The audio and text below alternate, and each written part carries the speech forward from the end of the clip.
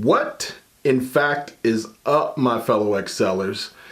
Today, we're going to talk about the top 5 bad habits that prevent you from making your weight loss goals. Let's talk about it on the other side.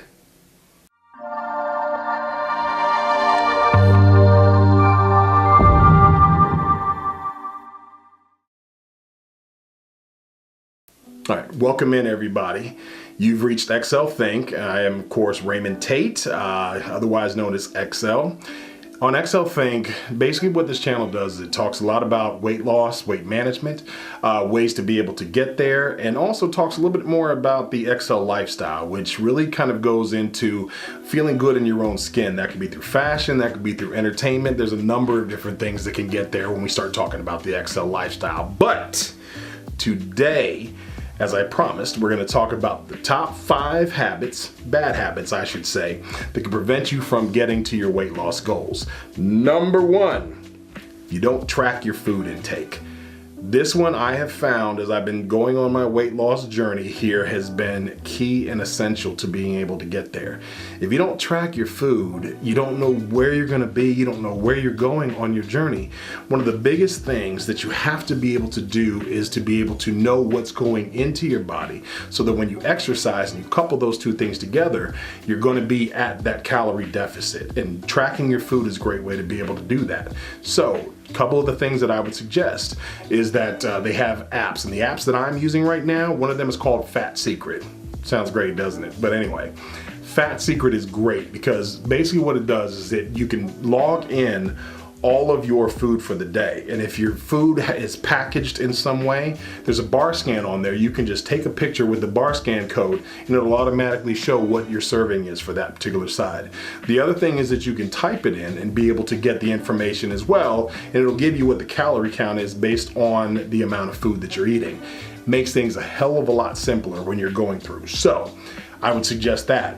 One of the other things, once you've found out how many your calories you're going to be taking in on a daily basis, you're also going to want to go in on an app called Eat This Much, which is another one that I'm doing. And if you want to be able to get a calorie count to be able to set up a meal plan for that, Eat This Much is a great one to be able to work with you as well. Number 2, you have an undefined workout plan. Guys, it is so important that you're not just going to the gym or if you're going to be working out at home, those types of things. It is so important that you have a plan that you're going to be able to work with. I have a plan that I'm doing that was based off of my visit to the George Washington University Weight Management Center. Basically what it is it's working, most of my, core exercises, working, compound movements, those types of things. Look, it's a lot of nerd talk for saying that, I'm using most of my main muscle groups and I'm doing a total body workout on a daily basis. Not daily, but on 3 times a week. So what I'm trying to get at is that there has to be a consistent plan. You've got to pick something that you're going to be able to stick to. Don't overshoot in terms of how many days a week you're going to do it, because some days, like with mine, I'm doing 3 days a week. That's weight training or resistance training, as you want to say, and the other days I'm supplementing with cardio on those days. So realistically, 5 days a week is what I'm working out with. I've been doing this for the past, really when I started the program 2 weeks ago. I'm already down 8 pounds, but the whole point of it is it's not just about how many pounds I'm losing, it's how I am building muscle as well. So the weight loss is not going to be huge, which is the mistake that I talked about going into this plan at first. It's more about, defining your body and getting there and getting the right muscle groups involved so that you can make positive gains in what you're doing in that case. But you've got to have a defined plan. There's many ways to be able to do it, but you got to find one that's going to be very specific to you. Number 3, you're counting on the scale to define what your results are. Look, I went into this, even starting this whole Excel Think program, one of my things I talked about was going to be one of my goals was that I was going to lose 100 pounds. Flawed logic, okay? And it takes somebody much smarter than I, which is not hard to do, to be able to help you really kind of work into the right plan that you need to be able to do. So when I start talking about the scale defining your results, it's so easy to pick a number, which is what I did in the beginning, to say, man, I want to lose 100 pounds. The whole point is that number 1, you want to do it healthy, okay? Number two, you want to be able to work in, and you might not get as quick gains by looking at the scale. So let's say, for example, if I'm getting up there and I'm gaining muscle by doing my workout program, I'm going to be feeding my body accordingly in a healthy way to be able to sustain that muscle and to really get more of a defined look in this particular case. Now, that's not always going to reflect on the scale. So the idea is that while I'm building muscle, I may be staying close, I may be losing a pound a week, which is usually pound and a half is usually what is suggested. But the thing about it is that my body's gonna look much better. Now, if you saw my first video and you see kind of where I am today, you can probably see a bit of a difference. Part around, the man moobage type area that we work into it. But the whole point of the matter is that don't let the scale define your results, because you'll be discouraged right off the bat if you're doing a full-on program. So remember that one. Number 4, you like I did that way instead of going like that? Yeah, it's kind of cool. Anyway, number 4, you're not eating to fuel your workouts. This one is a big deal. One of the things that I've seen, and I've done it myself, I've seen other people do it, is that they just go so hard in the beginning and they blow themselves out. But the thing about it is you're not getting the proper nutrition to be able to fuel your body. This is so important. It's not just about how many calories you're getting, but you want quality calories in this particular case. If you're not fueling your body correctly, your body's not gonna respond in the way that you do. And what you're gonna find is that you're gonna go full bore and you're gonna see probably some quick results in the beginning, but you're gonna be tired all the time. And you're gonna be when you get to the end of the day, you're gonna be worn out. Fuel your body correctly. Now, my suggestion, if you have the means and it's not incredibly expensive, is just find out from a nutritionist what's going to be the best for your body, what's going to be the best system to be able to work with. I'm not even getting into the whole weight training part, we've talked about that before, but this is more a nutritional value. What's going to be a good plan? How many meals should you be eating a day? Those types of things.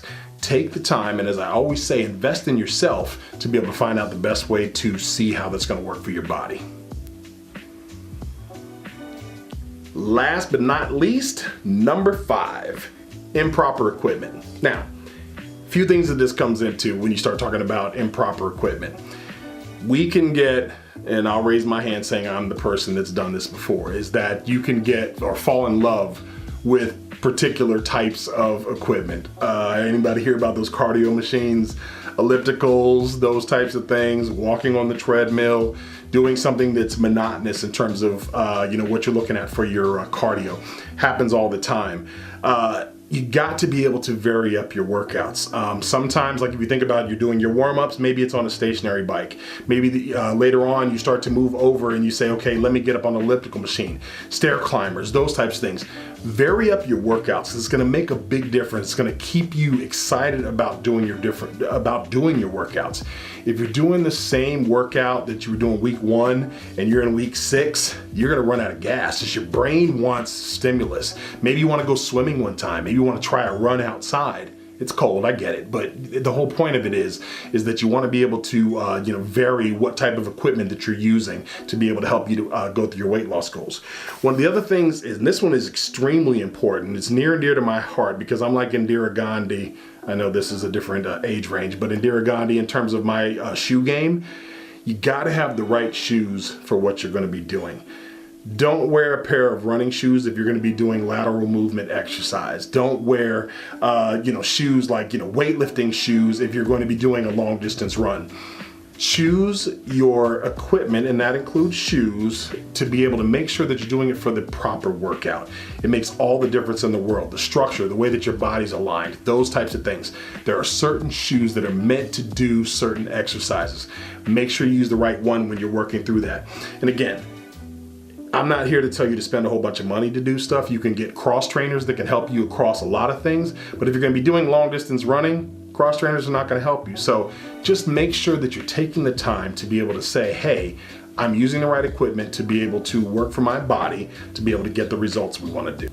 Okay guys, so we've gone through our top 5, and hopefully something that you've gotten out of there. Maybe there's a couple of stories that you've gone through as well. Hopefully it was helpful. Please click the subscribe link at the bottom and ring the little bell for the notifications, and it'll tell you when we have new videos. The thing about it is we're trying to get this thing to grow, you know that, and hopefully we're going to be able to, get suggestions, feedback, so that we can make this channel better. Look, it's a one-man band. I'm trying to get this stuff done, and I need your help to be able to really grow the channel. So I appreciate your time, guys. I'll see you very soon. Have a great one.